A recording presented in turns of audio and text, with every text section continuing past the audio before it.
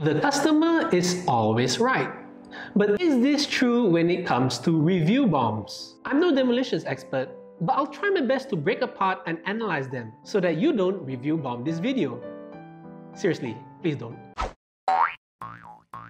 Gamer Braves. What's up everyone, it's Ben from Gamer Braves, and review bombs have always fascinated me. Every time I read or hear the word review bomb, my ears perk up. And I'm always tempted to grab some popcorn to see what people are getting upset about. Usually, I end up joining the crowd and getting upset too. But hey, drama's always exciting. As long as it's not about you, of course. Whether it's film, movies, or your high school on Google Maps, review bombs have been around for a while. It's just that, as of late, it seems that it's happening like almost every single week. Diablo Immortal? Review bombed. Ni no Kuni Crosswords? Review bombed. My GPA didn't even sit for it. But seriously, what is a review bomb? According to every student's most cited source, Wikipedia, a review bomb is an internet phenomenon where a large number of people, or in other cases, a few people with multiple accounts, leave negative user reviews online. This definition makes sense, but there's a lot of people, especially gamers, who don't entirely agree with that definition. Before we continue, do bear in mind that the review bombs I bring up in this video are specifically on video games. I mean, this YouTube channel is Gamer Braves after all. But anyways, scrolling through discussions on places like Reddit, and there does seem to be a portion of gamers who feel that review bombs should be only specific to particular issues or problems within the game or its developers/publishers. So if the game is just crappy throughout, then it getting negative reviews is something natural and not a review bomb. There is some logic to this line of thinking, but for the sake of simplicity, let's go with Wikipedia's definition for this video. So now we know what review bombs are. The question is, are they justified? Is the customer always right? At the end of the day, review bombs are basically internet protests with scores or feedback attached to them. Just like any protest, it could be for a genuinely good cause. Or it could be outright dumb, like flat earthers protesting that the earth is flat. So like any tool, review bombs are not inherently bad. They depend on the user, or in this case, the reviewer. Personally, I feel that most of the review bombs that we see or hear are pretty justified.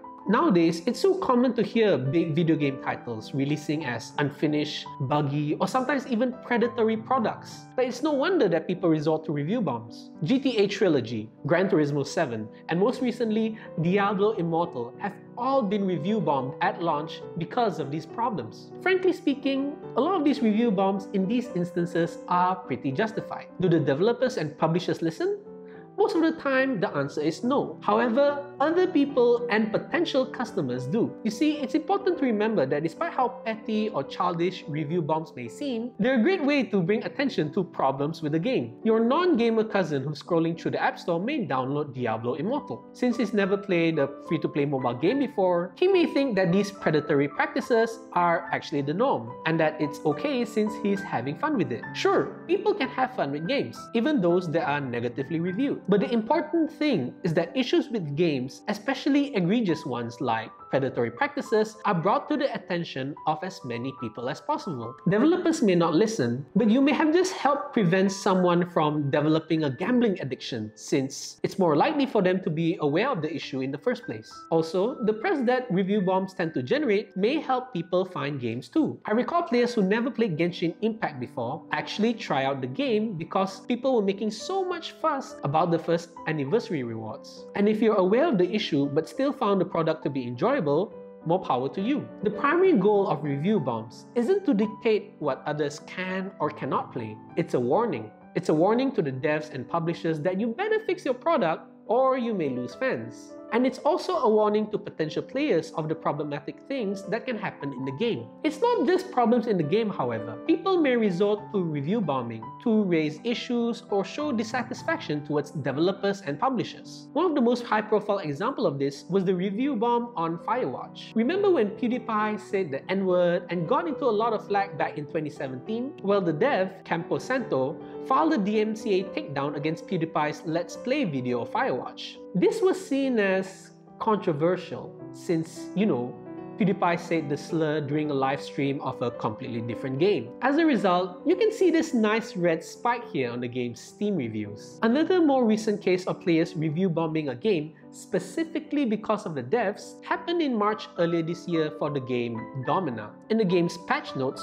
one of the supposed changes to the game wasn't a change to the game. Now, allow me to quote, "Take off the mask. Next time you're at a grocery store, try showing a woman your face. Be confident, unafraid of the lies. You might get a girlfriend." Women like confidence. Women don't like dudes who cover their faces in fear. What are you afraid of? Getting laid? Grow up. Well, here's some advice. Developer Dolphin Bond Incorporated, nobody likes being insulted. I hope you find the mostly negative on your game's Steam page to be pretty attractive. And thus, we've seen how review bombing can be used to bring attention to certain issues with the game or the developer. So, case closed, right?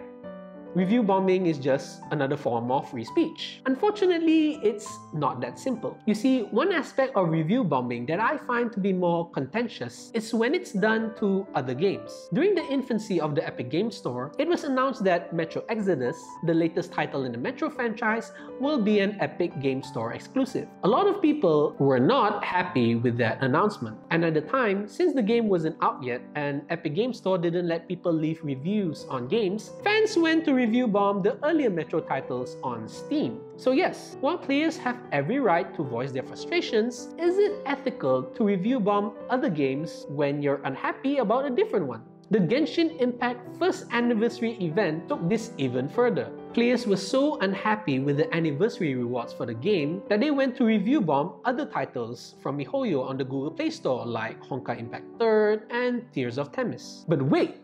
There's more! People were starting to review bomb other non-MiHoYo titles as well, like Arknights and even Clash of Clans. Heck, even apps like freaking Google Classroom had 1-star reviews where people were upset at MiHoYo. So while it does feel like trolling at this point, it does beg the question. Where's the line here? What is within the acceptable realms of review bombing? Knowing the internet and how chaotic people can get, I can confidently say that we'll never find an answer. So this brings us back to where we start. Review bombs are, at the end of the day, just tools. There are times when they actually worked and are great. Developers listened and the game as well as the fan reception improved. There are also times when they spiral out of control and cause inconvenience to others. Remember, review bombs are a source of nice, juicy drama. Like any drama, it's always exciting as long as you're not in it. So the next time you want to review bomb something, think about who you're dragging into the drama. And as always, keep it classy. Have you ever review bombed a game before? And why? Let us know in the comments below. I'll see you in the next video.